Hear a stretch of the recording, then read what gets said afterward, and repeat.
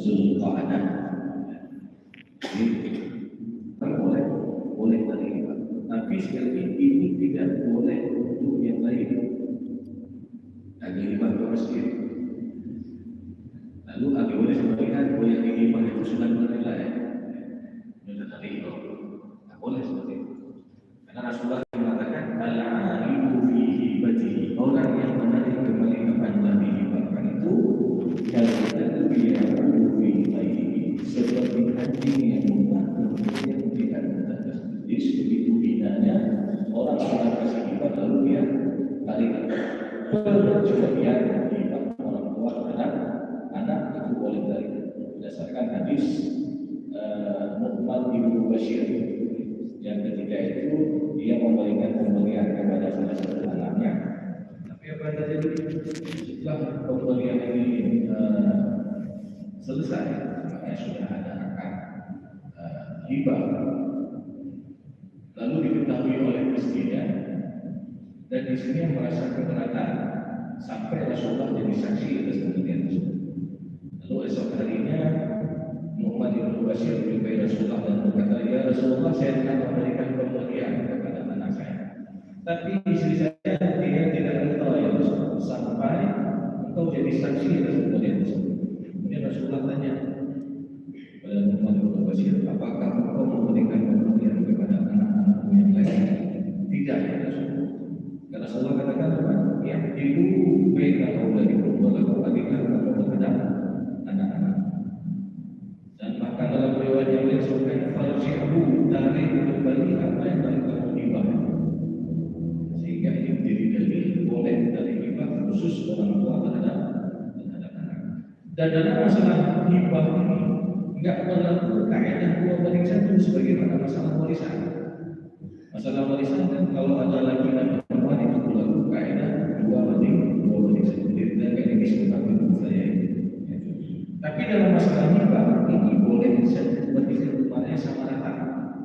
Ataupun orang tua boleh melebihkan untuk anak perempuannya dibandingkan anak laki-laki. Ataupun juga dengan melihat kondisi daripada anak-anak yang ditinggalkan. Orang tua lihat ada satu anak nomor pertama dia sudah punya rumah sendiri. Anak nomor dua karena belum ada pekerjaan tetap dan juga belum memiliki rumah, maka dikasihlah untuk anak pertama itu tanah kosong, tidak ada bangunan di atasnya. Anak kedua karena dia belum punya rumah, ada sedikit bangunan di atasnya dibangun oleh orang tua, lalu dihibah. Maka ini boleh sah-sah saja di dalam pemberian hibah. Karena dalam pemberian hibah ini sekali lagi tidak berlaku kaidah 2:1. 2:1 itu berlaku pada masalah warisan. Warisan itu berlaku kaidah 2:1. Tapi dalam masalah hibah ini boleh dibagi sama ataupun dilebihkan untuk perempuan ataupun dengan melihat kondisi dari anak-anak. Jadi ini jemaah yang mereka sangat berbeda. Beda lagi dengan wasiat. Karena kalau bicara wasiat, pada dasarnya wasiat itu tidak boleh diberikan untuk ahli waris di dalam konteks wasiat harta. Kalau hibah sah-sah saja karena tadi boleh diberikan untuk siapa saja. Tapi kalau wasiat, maka pada dasarnya wasiat ini tidak boleh diberikan untuk ahli waris. Karena Rasulullah SAW katakan dalam sebuah hadisnya, Innallaha qad a'ta kulla dzi haqqin haqqahu fala wasiyata lil warithin. Sesungguhnya Allah telah menetapkan hak bagi tiap-tiap yang berhak, maka tidak boleh wasiat itu diberikan untuk ahli waris. Karena apa? Ahli waris sudah menetapkan porsi-porsinya dalam keuangan. Ada yang mendapatkan bagian setengah, sepertiga, seperempat, seperenam, seperlapan dan 2/3. Lalu sebenarnya wasiat itu untuk siapa? Secara sunnah. Ya, secara sunnahnya wasiat itu diberikan untuk selain ahli waris. Contoh untuk anak ini boleh. Siapa yang mengatakan? Misalkan ada seorang laki-laki menikah dengan seorang janda yang sudah ada anak dari suami sebelumnya.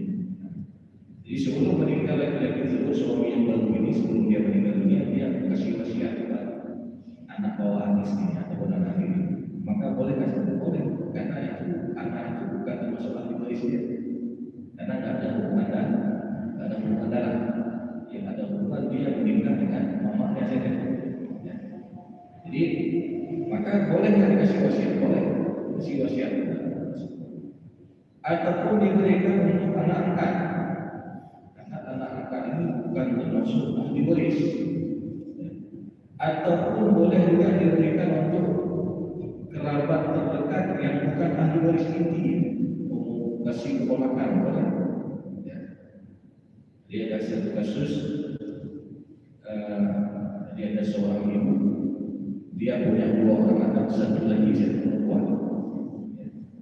Yang kebetulan yang laki-laki ini dia punya anak. Jadi selama hidup nenek ini dirawat oleh cucu dari anak laki-laki. Lalu menjelang meninggalnya si nenek tersebut, dia kasih wasiat kepada si cucunya.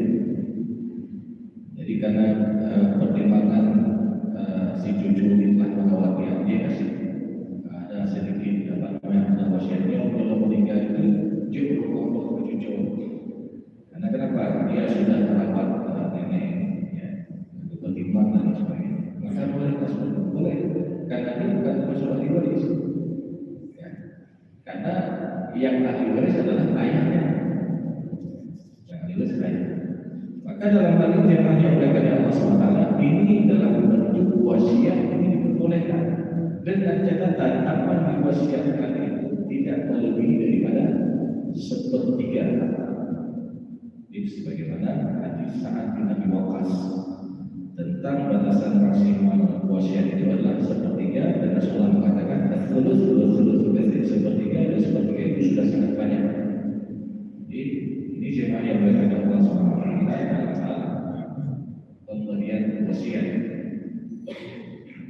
Namun jemaah yang berkata Allah SWT, kalau kita bicara wasiat tentu ini peruntukannya ketika meninggal dunia si pemberi wasiat. Jadi beda wasiat dengan hibah. Kalau hibah itu di detik juga langsung kita ambil. Tapi kalau wasiat itu berpindah ambil kapan? Ketika si pemberi wasiat meninggal dunia. Oh, kalau duluan meninggal si pemberi wasiat, kan tadi sudah diwasiatkan untuk cucunya. Rupanya apa tadi? Duluan meninggal cucu daripada nenek tersebut. Maka apakah ini masih berlaku wasiat itu? Tidak, ini batal wasiat. Di batalnya wasiat adalah dengan meninggalnya si penerima wasiat sebelum si pemberi wasiat meninggal dunia. Jadi dia bukan berarti utang, ya, dan berarti ini harus kita gila. Tidak. Maka batalnya wasiat dengan meninggalnya si penerima wasiat. Di jemaah yang berkata Allah SWT, tentu ini ada perbedaan antara warisan, hibah dan wasiat. Termasuk nanti kadang-kadang ya, ada juga yang tanya bagaimana dengan wakaf? Kalau wakaf lain, karena beda istilah hukum dalam fikih, beda konsekuensi hukumnya. Kalau wakaf pemberiannya ini adalah harta untuk Allah yang dikelola oleh Baitul Mal atau mulai dikelola oleh nasib wakaf. Jadi kalau wakaf itu adalah hartanya peruntukannya untuk Allah, yang mana harta ini dikelola oleh nasib wakaf. Jadi nasib wakaf lah yang bertanggung jawab terhadap pengelolaan harta wakaf. Lalu ada tak intervensi daripada keluarga si pemberi wakaf? Maka tidak boleh intervensi. Oke, misalkan ketika ada orang tua kasih wakaf satu petak tanah dengan niat wakaf itu untuk didirikan masjid oleh si pengelola wakaf atau nasib wakaf ini, dicarilah sumber biaya akhirnya mengelola sebuah masjid. Sudah jadi masjid tersebut. Nah, rupanya masih banyak tanah yang tersisa. Maka kalau dibuat seperti itu saja mungkin secara pengelolaan wakaf ini tidak ada nilainya. Lalu dibangun bangunan lain, misalkan dibangun kios-kiosan di sepanjang area masjid atau tempat parkir masjid, yang mana tujuannya apa? Di kios-kios tersebut nanti disewakan, hasil sewanya diberikan buat bangunan masjid, seperti masjid di kafe. Hasilnya dari mana? Dari pengelolaan kios yang dibangun di tanah lokal tersebut. Maka apakah ini boleh dibangun? Boleh. Ini juga sebenarnya nazir wakaf ini harus cakap dalam fungsi atau ya, nazir wakafnya harus cakap dalam fungsi harta wakaf. Karena banyak kita dengar dan kita lihat kasus-kasus yang terjadi, harta wakaf itu banyak terbengkalai. Jadi sudah diwakafkan dan begitu saja, nggak dikelola, nggak diurusi cakap dan sebagainya. Ya sehingga dari tahun ke tahun ya hanya satu peta tanah sudah tidak ada tidak ada hasilnya. Maka ini sekali lagi ada tanggung jawab daripada nazir wakaf dalam mengelola harta wakaf tersebut. Jadi jemaah yang berkaitan dengan masalah sebagaimana kita melihat bagaimana pengelolaan nazir wakaf wakaf Baitul Hasyim di Makkah. Jadi nazir wakaf ini sangat luar biasa dalam mengelola harta wakaf yang sebelumnya tanah yang dekat Masjidil Haram diwakafkan, lalu karena ada perluasan Masjidil Haram, tanah tersebut diganti dengan tanah yang lain, sehingga dibuat investasi dijadikan hotel. Yang kan ada hasil dari investasi tersebut peruntukannya masih diberikan untuk masyarakat Aceh yang pergi berhaji, sehingga ada kompensasi yang didapatkan oleh masyarakat Aceh yang pergi berhaji setiap tahunnya masing-masing dapat sekitar 1.600 rupiah atau bahkan kalau tidak salah hampir 2.000 rupiah. Nah, sekarang rial sudah 4.600, 4.900 boleh kira-kira kasih berjuta, ya, cukuplah buat dia hidup di sana selama 40 hari selama pelaksanaan ibadah. Ini dari siapa itu? Apa namanya? Tentu ini dari pengelolaan harta wakaf. Dan nazir wakafnya ini dia sangat kompeten. Karena seorang nazir itu juga dia ada harus mengetahui bagaimana cara mengelola, makanya dia ada pelatihan nazir. Ini jemaah yang berkaitan Allah SWT, maka ada perbedaan dari rekan-rekan antara warisan, hibah, wasiat, dan juga nanti ada wakaf. Karena sekali lagi beda istilah dalam hukum ini, beda juga konsekuensi hukum masing-masing. Sehingga kita harus mengetahui kapan disebut itu warisan, kapan itu disebut hibah, kapan itu disebut wasiat, dan kapan disebut harta tersebut disebut dengan wakaf. Baik, sampai sini mungkin ada yang bertanya. Atau sudah jelas? Jelas.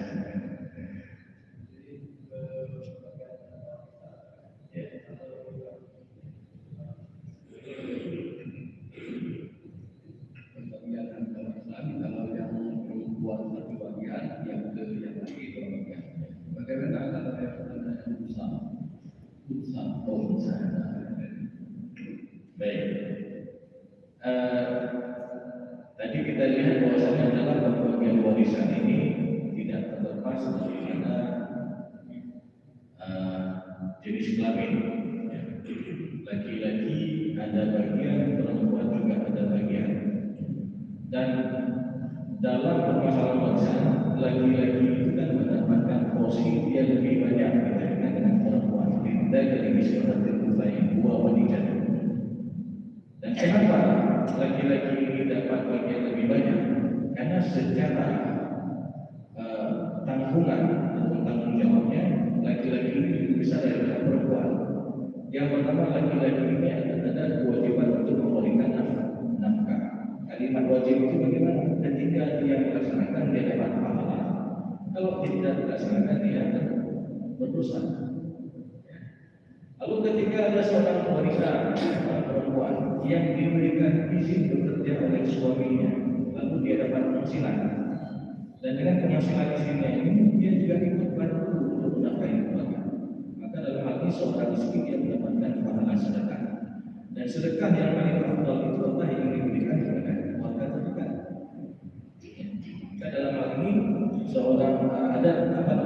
berbeda dari segi tanggung jawab sehingga bagian laki-laki lebih besar dibandingkan dengan perempuan. Nah, ini bagaimana kalau ada anak yang khunsa? Apa itu khunsa? Yang banci. Maka khunsa ini juga dibagi dua.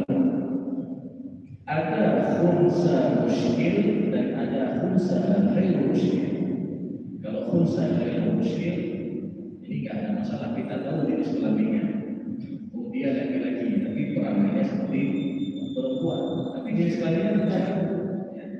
Ya, agak cuma agak melambai sedikit. Jadi ini kita tahu jenis kelaminnya, tetap itu dia sebagai laki-laki. Atau misalkan ada seorang perempuan yang berpenampilan tomboy, lagi agak. Tapi kita tahu jenis kelaminnya adalah perempuan dalam kondisi seperti ini nggak ada masalah. Tetap dihukum dia sebagai jenis kelamin asalnya. Namun jemaah yang dimuliakan Allah Subhanahu wa taala, yang jadi masalah adalah yang muskil. Muskil itu kan jadi masalah, muskilah. Ya. Ada kasus tertentu yang kadang-kadang secara alamiah ketika ada bayi yang lahir, dia memiliki alat kelamin ganda. Ini dalam seribu ada satu, kan berarti ini ada, tapi ini ada. Jadi ketika dia lahir, bayi tersebut dia punya alat kelamin ganda, alat kelamin laki-laki ada, alat kelamin perempuan ada. Bahkan yang jadi masalah lagi ketika dia remaja, kita nggak bisa memastikan, ataupun kalau kita bilang laki-laki, nggak ada tanda-tanda laki-lakinya. Kalau kita bilang dia perempuan, nggak ada juga tanda perempuan.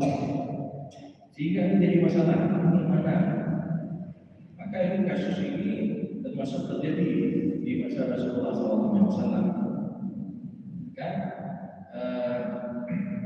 dalam sebuah kasus ketika meninggal seorang orang tua meninggalkan anak yang muskil, maka Rasulullah SAW menetapkan dari mana banyak keluarnya air seni. Kalau dari alat kelamin laki-laki, maka dihukum dia sebagai laki-laki. Kalau sebaliknya, maka dia dihukum sebagai perempuan. Ini juga melihat dari mana yang lebih dominan fungsinya. Termasuk juga yang lain berkaitan Allah SWT. Kayaknya beberapa tahun terakhir kita juga pernah mendengar ada salah seorang, tidak salah atlet voli yang ketika itu dia memiliki dua alat kelamin, sampai akhirnya karena dia akhirnya kalau tidak salah masuk tentara, ya masuk tentara. Akhirnya dia memilih untuk menutup salah satu alat kelamin yang kurang berfungsi. Maka ini diperbolehkan, boleh dalam hal ini boleh. Karena melihat tadi dia lebih memilih kepada yang banyak berfungsinya itu tadi lagi akhirnya dia membuang alat kelamin yang satu lagi, sehingga ini jadi masalah. Oke, kalau sudah dihilangkan salah satu ini sudah jelas jenis kelaminnya. Tapi kalau memang dia betul-betul muskil punya dua alat kelamin ganda dan belum diketahui mana yang lebih dominan, maka dalam hal ini tadi Rasulullah SAW mengatakan dihukum dari mana banyak berfungsi dari alat kelamin tersebut, banyak pengeluaran seni dari mana. Kemudian ada dalam pendapat mazhab ini juga ada perbedaan-perbedaan. Ada yang mengatakan nanti ada dihitung kalau dia laki-laki berapa, dihitung juga kalau dia perempuan berapa, lalu diambil di bagian tengah-tengahnya. Ini juga ada cara seperti itu. Ya. Jadi tentu dalam hal ini dalam permasalahan khunsa ini juga ada pembahasan khusus. Ya. Jadi ada pembahasan khusus dan karena dia kalau dibilang sebagai laki-laki tidak juga, kalau dibilang dia perempuan juga tidak. Ini khususnya pada khunsa yang muskil. Jadi nanti ada pendapat mazhab yang mengatakan itu kalau dia laki-laki berapa porsinya, lalu kalau dia perempuan berapa porsinya, lalu diambil di tengah-tengahnya. Misalnya dibagi dua, ditambahkan lalu dibagi